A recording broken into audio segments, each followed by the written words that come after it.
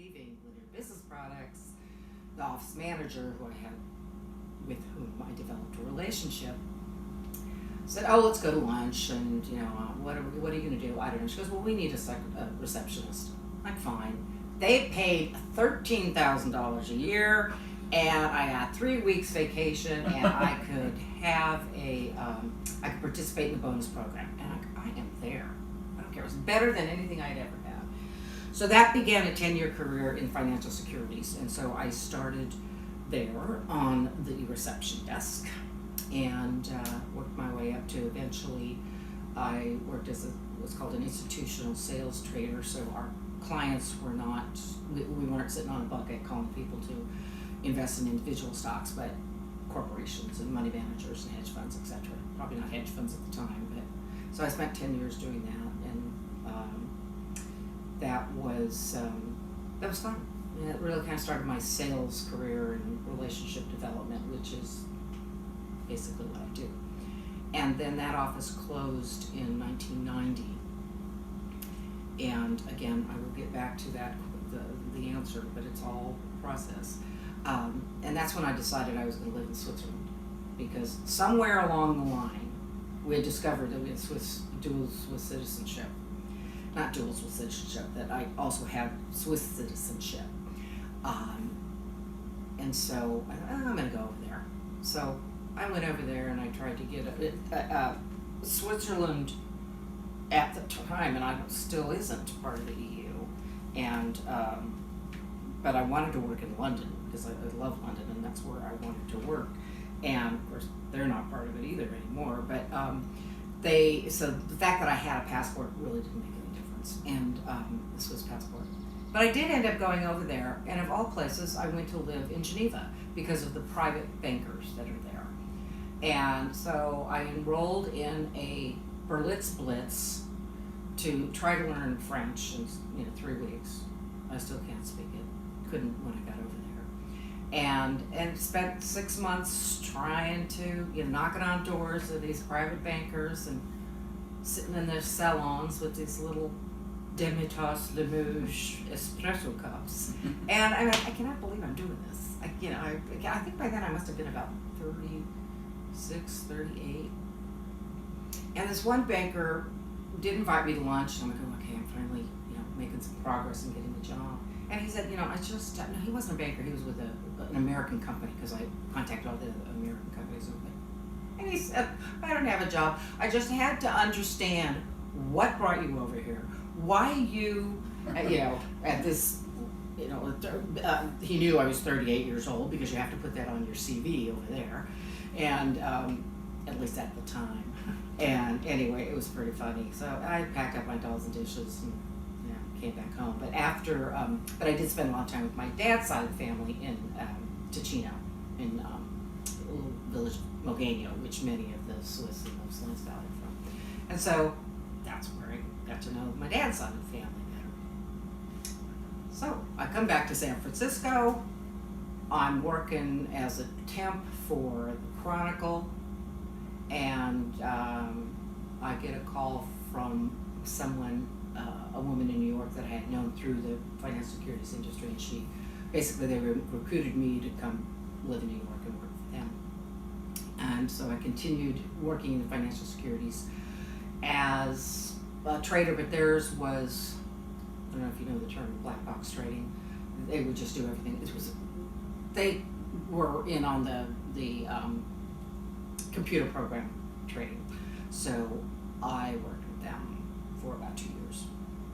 And then the rest of the time I was in New York for 5 years. And after 2.5 years, we left each other, the company I was with, and I went to work. Well, it was wonderful. It was October, so I had like 4 or 5 months of severance. So I'm just going to enjoy New York right now. And there's a lot of, New York costs a lot of money even then,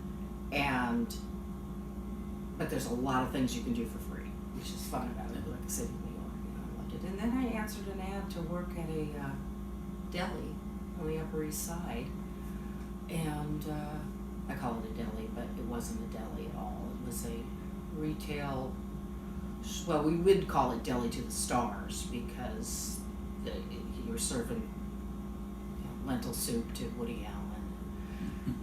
Martha Stewart would show up, and Alec Baldwin, or all these people would come in. It was pretty funny. It was fun. I worked at behind a retail counter, and it had a restaurant, a 100-seat restaurant. But it would make me nuts because they would sell egg salad, like a pint of egg salad for $16. And now this is 1994 at this point. And the San Juan Bautista company that has the greens, the bagged lettuces, really nice. Okay, yeah. They would. I just don't even want to think about what they would sell that for. I can't remember, but it was ridiculous. And broccoli. Oh, when I told my dad this, they would sell a little container of parboiled broccoli, and dressed up a little bit for $16. And oh my God, I mean, it was just ludicrous. And so again, I would say, Jesus Christ, there. A lot of times when I lived in New York, I'd go to a green grocery and I'm like, that stuff that falls off the truck in the Salinas Valley is better than this, which really wasn't fair because New Jersey has a lot of that agriculture. But so I did that for a couple of years and then came back to San Francisco. Wow. And the reason that I'm wowing was this is even way more when I told you we need to talk to Ann. Yeah. Because, again, kind of where we started the story at the mission, coming back to the mission. So not only, I mean, you were traveling the world, living all over, okay? So New York to San Francisco. Okay, New York to San Francisco. So you talked about doing free stuff, okay, in New York. That's a good Swiss person would. Absolutely. Swiss Italian. Absolutely. I'm glad you said that.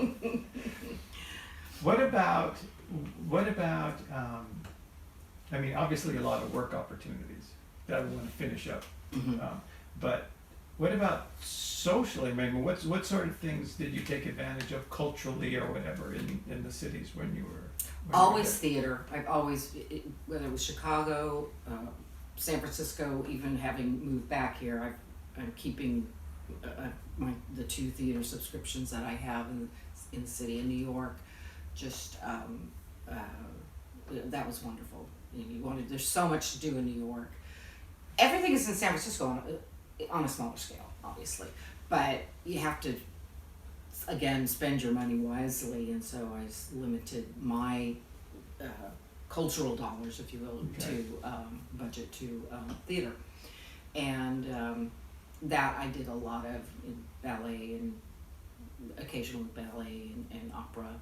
I did more of that in San Francisco because it was just less expensive and I had a higher salary, but always did that. Always into restaurants. Always kind of wanting to figure out what the.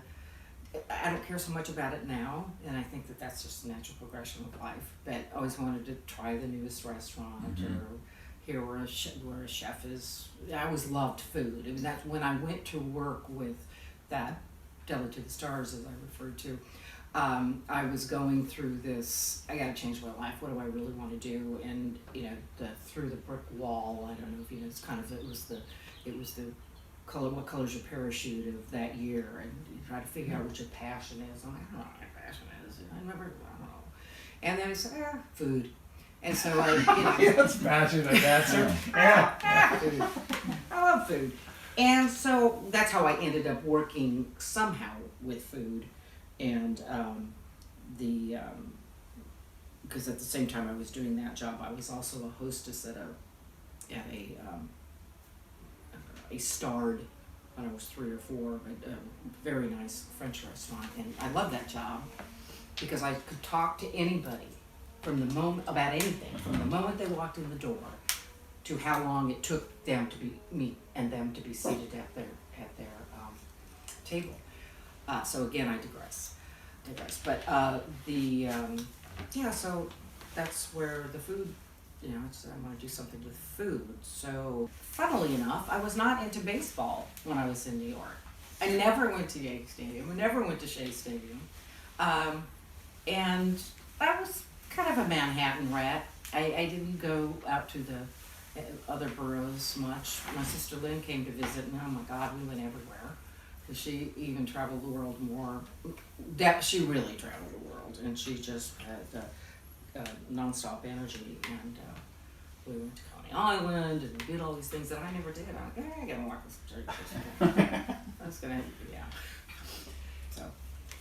So you got to San Francisco. So I came back to San Francisco, and in 96. And part of that whole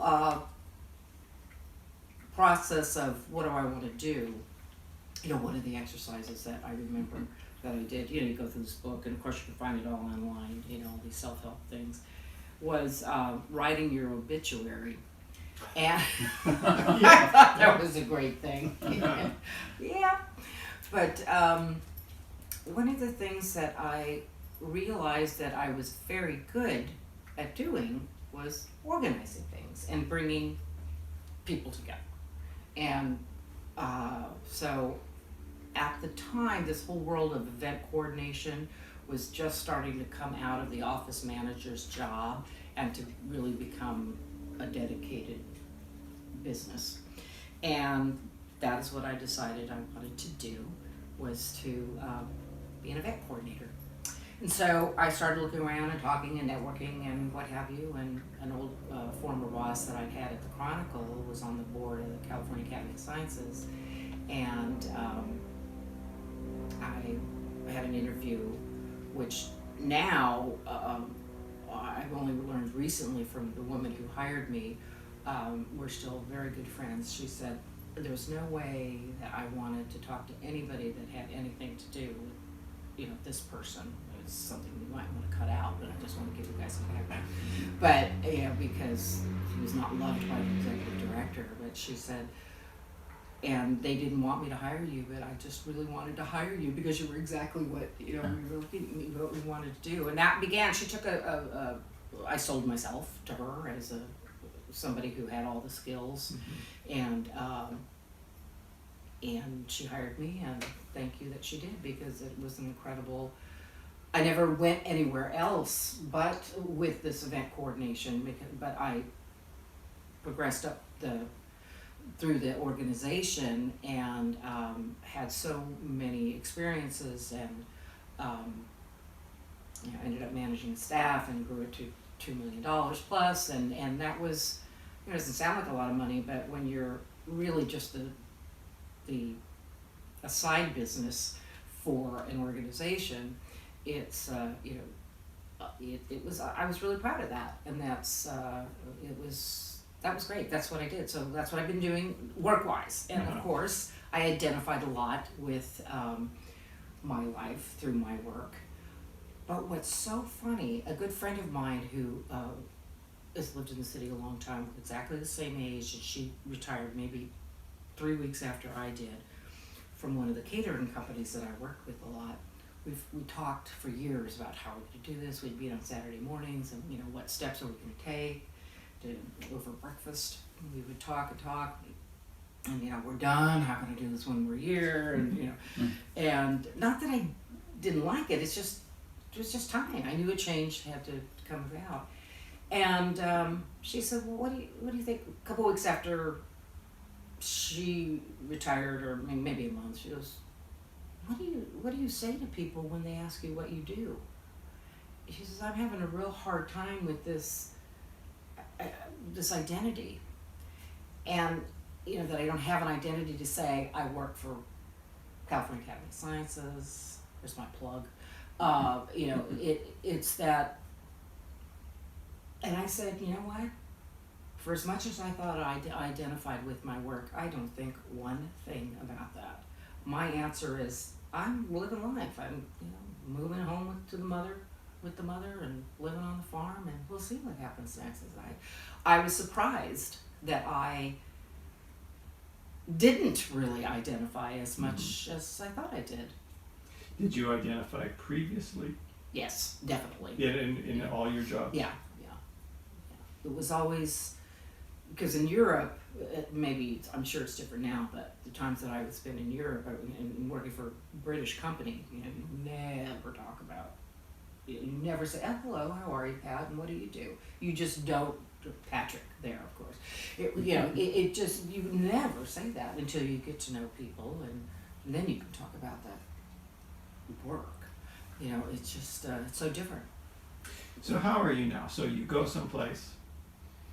Do you ask people what they do? Sometimes I do, but a lot of times I don't. So I used to make a point of saying, what do you do after 5 o'clock? Ah, that's okay. Yeah. What do you do after? Yeah. Yeah. Because I just thought there's so many things that make up people, make up a person. I remember one time Mom expressed concern that I was working these ridiculous hours at that deli, and we had 12-hour shifts, and I said, Mom, it's just affording me to do what I like to do the rest with my life. It's what's the expression? I'm working to live, not living to work. And Now somebody asks you, because they're going to look at you and they're going to think, God, she's not old enough to be retired. They're going to say, well, what do you do after 5 o'clock? So what do you say now that you're home in the mission and not literally after 5 o'clock, Yeah. after Wheel of Fortune? yeah. Well, 5 o'clock is usually cocktails. It's Matlock and Murder She Wrote. Yeah. Well, Mom and I There's a lot have, to do. I know, there it is. And Mom and I have dinner with a movie star every night. We always watch a DVD. My mother has this amazing collection of DVDs. I'm not going to order anymore. And here comes a little box. But right now, I'm still in that process. I'm not completely moved out of San Francisco. So I'm still in the process of saying, well, I'm still moving down here.